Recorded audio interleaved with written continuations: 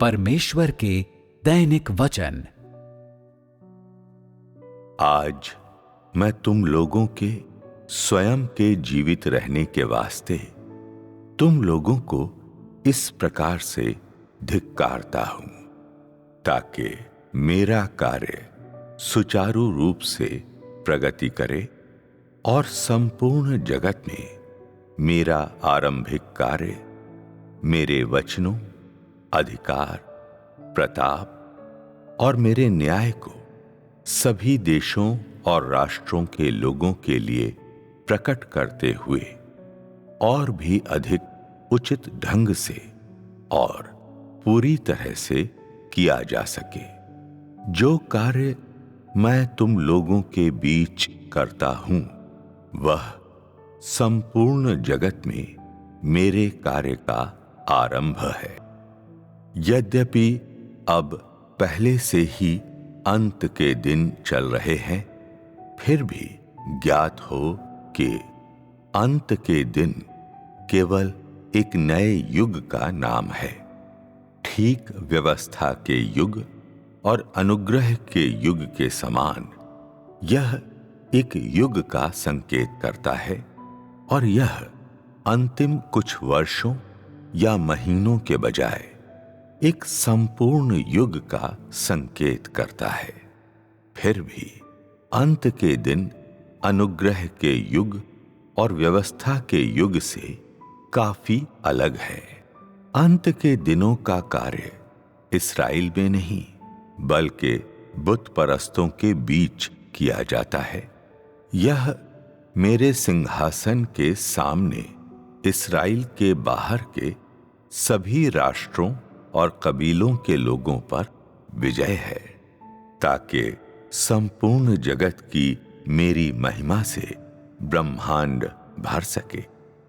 यह इसलिए है ताकि मैं और भी अधिक महिमा को प्राप्त कर सकूं, ताकि पृथ्वी के सभी प्राणी मेरी महिमा को हर राष्ट्र को हमेशा पीढ़ियों के लिए सौंप सकें, और स्वर्ग एवं पृथ्वी के सभी प्राणी मेरी उस समस्त महिमा को देख सकें जो मैंने पृथ्वी पर अर्जित की है। अंत के दिनों के दौरान किया गया कार्य विजय का कार्य है। यह पृथ्वी पर सभी लोगों के जीवन का मार्गदर्शन नहीं, बल्कि पृथ्वी पर मानव जाति के सहस्त्रों वर्षों लंबे अविनाशी दुखों का निष्कर्ष है। परिणाम स्वरूप अंत के दिनों का कार्य इस्राएल में किए गए 1000 वर्षों के कार्य के जैसा नहीं हो सकता है, न ही यहूदिया में दशकों के कार्य के जैसा हो सकता है, जो बाद में परमेश्वर के दूसरे देह धारण तक हजारों वर्षों तक जारी रहा। अंतिम दिनों के लोग केवल छुटकारा दिलाने वाले का देह में पुनः प्रकटन का सामना करते हैं, और वे परमेश्वर के व्यक्तिगत कार्य और वचन को प्राप्त करते हैं। अब अंत के दिनों का अंत आने में 2000 वर्ष नहीं लगेंगे। वे संक्षिप्त हैं, उस समय के जैसे जब यीशु मसीहा ने यहूदिया में अनुग्रह के युग का कार्य किया। ऐसा इसलिए है क्योंकि अंतिम दिन संपूर्ण युग का उपसंहार है। ये परमेश्वर की 6000 वर्षीय प्रबंधन योजना की पूर्णता और समाप्ति है, और ये मनुष्य के दुखों की जीवन यात्रा का समापन करते हैं। ये समस्त मानव जाति को एक नए युग में नहीं ले जाते हैं, या मानव जाति के जीवन को जारी नहीं रहने देते हैं। यह मेरी प्रबंधन योजना या मनुष्य के अस्तित्व के लिए कोई महत्व नहीं रखेगा, यदि मानव जाति इसी प्रकार चलती रही तो देर सवेर उसे शैतान द्वारा पूरी तरह से निगल लिया जाएगा और वे आत्माएं जो मुझसे संबंध रखती हैं अंततः पूरी तरह से उसके हाथों द्वारा जब्त कर ली जाएंगी। मेरा कार्य केवल 6000 वर्ष तक रहेगा और मैंने वचन दिया है कि समस्त मानव जाति पर शैतान का नियंत्रण भी 6000 वर्षों से अधिक तक नहीं रहेगा। और इसलिए समय पूरा हुआ। मैं अब और न तो जारी रखूंगा और न ही विलंब करूंगा। अंत के दिनों के दौरान मैं शैतान को परास्त कर दूंगा। मैं अपनी संपूर्ण महिमा वापस ले लूंगा और मैं पृथ्वी पर उन सभी आत्माओं को सुधार दूंगा जो मुझसे संबंधित हैं, ताकि ये व्यथित आत्माएं दुख के सागर से बचकर बाहर आ जाए और इस प्रकार पृथ्वी पर मेरे समस्त कार्य का समापन होगा।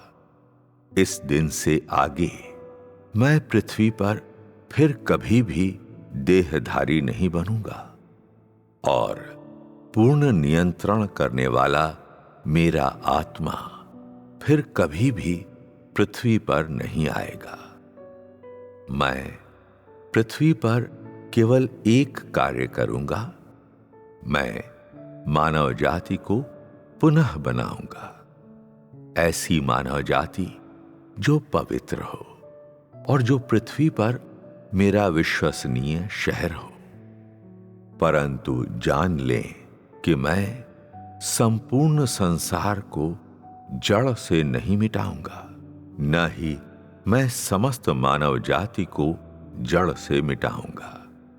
मैं उस शेष तृतीयांश को रखूंगा, वह तृतीयांश जो मुझसे प्रेम करता है और मेरे द्वारा पूरी तरह से जीत लिया गया है, और उन्हें अत्यधिक भेड़ों, पशुओं, पृथ्वी की समस्त संपदा से पोषित करते हुए मैं इस तृतीयांश को उपजाऊ बनाऊंगा और पृथ्वी पर कई गुना बढ़ाऊंगा, ठीक वैसे ही जैसे इस्राएलियों ने व्यवस्था के अधीन किया था।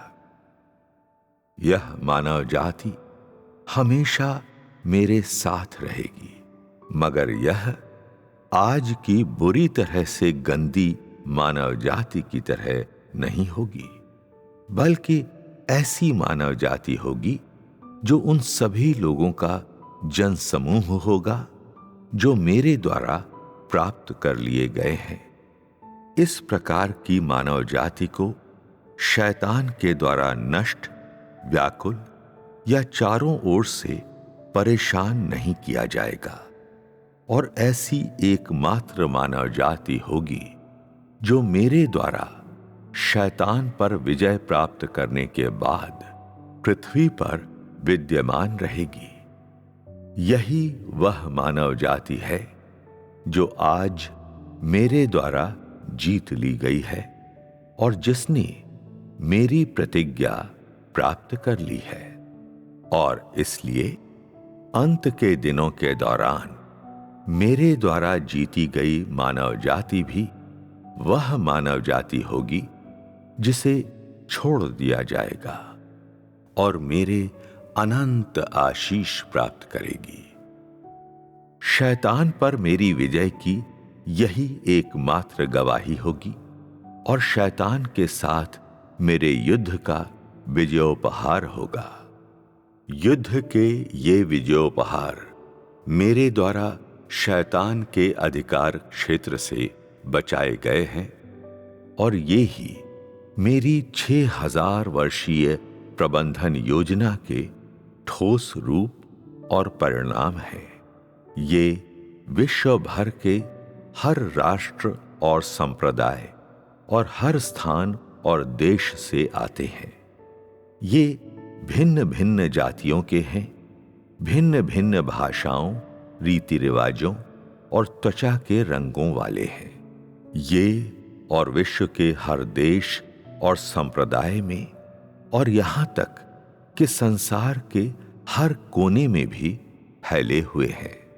अंततः वे पूर्ण मानव जाति, मनुष्यों का ऐसा जनसमूह जो शैतान की ताकतों द्वारा अगम्य है, की रचना करने के लिए एक साथ आएंगे।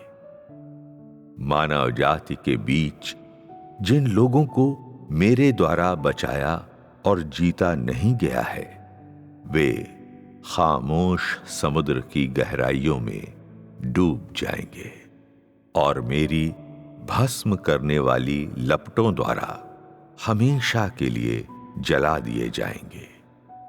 मैं इस पुरानी अत्यधिक गंदी मानव जाति को जड़ से उसी तरह मिटाऊंगा जैसे मैंने मिस्र की पहली संतानों और मवेशियों को जड़ से मिटाया। केवल इस्राएलियों को छोड़कर, जिन्होंने मेमने का मांस खाया, मेमने का लहू पिया और अपने दरवाजे की चौखट को मेमने के लहू से चिन्हित किया। क्या जो लोग मेरे द्वारा जीत लिए गए हैं और मेरे परिवार के हैं, वे भी ऐसे लोग नहीं हैं जो मुझ मेमने के मांस को खाते हैं और मुझ मेमने के लहू को पीते हैं और मेरे द्वारा छुटकारा प्राप्त कराए जा चुके हैं और मेरी आराधना करते हैं? क्या ऐसे लोग हमेशा मेरी महिमा के साथ नहीं बने रहते हैं?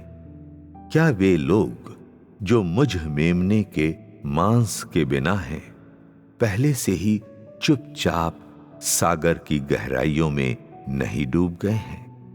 आज वे मेरा विरोध करते हैं और आज मेरे वचन ठीक इस्राएल के पुत्रों और पौत्रों को यहोवा द्वारा कहे गए वचन के अनुसार ही हैं। फिर भी तुम लोगों के हृदय की गहराइयों में कठोरता मेरे कोप को संचित कर रही है।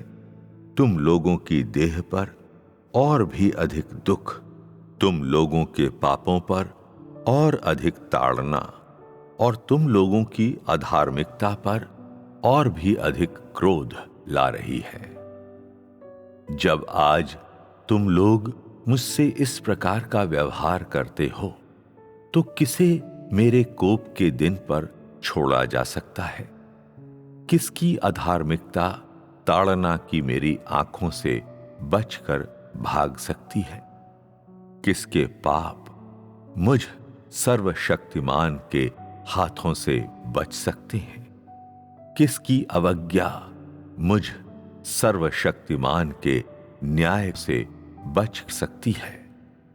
मैं यहोवा इस प्रकार बुत परस्त परिवार के वंशजों तुम लोगों से बात करता हूं, और जिन वचनों को मैं तुम लोगों से कहता हूं, वे व्यवस्था के युग और अनुग्रह के युग के सभी कथनों से बढ़कर हैं। फिर भी तुम लोग मिस्र के लोगों से ज्यादा कठोर हो। जब मैं विश्राम में काम करता हूं, तो क्या तुम लोग मेरे कोप को संचित नहीं करते हो? कैसे तुम लोग मुझ सर्वशक्तिमान के दिन से बिना चोट खाए बचकर निकल सकते हो?